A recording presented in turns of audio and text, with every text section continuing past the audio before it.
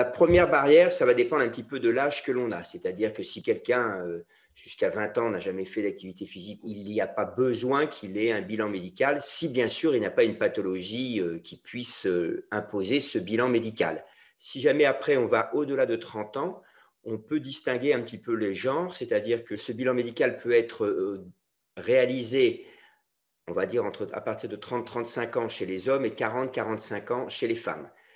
Deuxième question, bien sûr, c'est quel type d'activité physique on veut reprendre. Si l'activité physique, c'est aller faire de l'activité physique avec ses amis, tranquillement, sans but de se dépasser, de réaliser des exploits, le bilan médical n'est pas imposé. Alors, pourquoi est-ce qu'il faut faire ce type de bilan? D'abord, ce bilan doit être réalisé par le médecin traitant. Ce n'est pas la peine d'aller voir un cardiologue. Pourquoi aller voir son médecin traitant? Tout simplement parce qu'il va, dans l'interrogatoire et dans l'examen physique, détecter des petites choses auxquelles nous, on n'a pas pensé. Peut-être qu'on a oublié, qu'on avait eu des antécédents médicaux ou des pathologies qui pouvaient poser un problème. Dans tous les cas, je dois me préparer à cette activité physique. Normalement, le médecin l'expliquera à la personne. Reprendre une activité physique qui associe ce qu'on appelle du cardio, ça peut être de la marche à pied, du jogging, du vélo, de la natation, calmement, c'est-à-dire sans être trop essoufflé, et du renforcement musculaire. Quelque chose qui font que vos muscles vont être toniques. Tout simplement parce que ce sont les deux facteurs qui vont être le plus bénéfiques pour ma santé. Et pendant des durées relativement modérées, c'est-à-dire on va commencer par 20 minutes, par exemple, par séance, et puis ensuite, on va pouvoir augmenter. Alors, le choix d'activité physique ou sportive, en fait, ça dépend d'une chose essentielle, c'est qu'est-ce que vous avez envie de faire.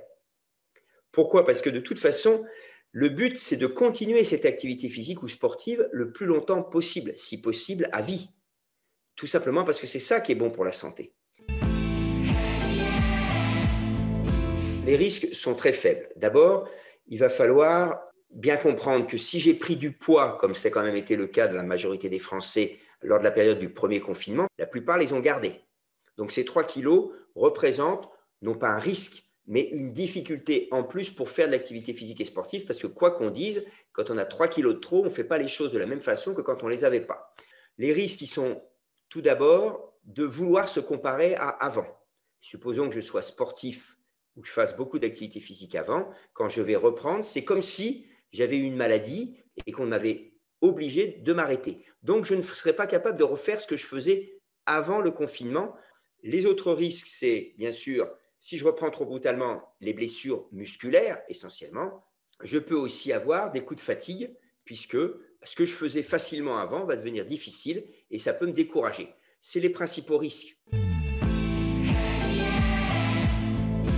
Alors, les bienfaits à court terme et à long terme de l'activité physique sont formellement prouvés. Aujourd'hui, tout le monde, je dis bien tout le monde, c'est-à-dire tous les médecins, disent qu'il faut faire de l'activité physique. Pourquoi? Tout simplement parce qu'il faut retenir une chose, notre organisme est génétiquement programmé pour bien fonctionner si on bouge.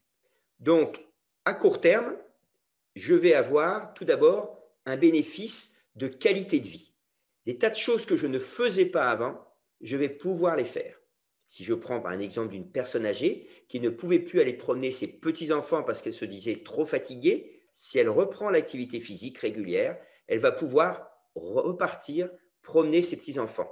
Et puis donc, à long terme, on va prendre l'exemple de l'enfant ou de l'adolescent, je me prépare ma santé d'après. Je vais avoir aussi un effet sur d'autres facteurs comme l'immunité. Et on sait qu'actuellement, l'activité physique à long terme diminue mon risque de développer une maladie chronique.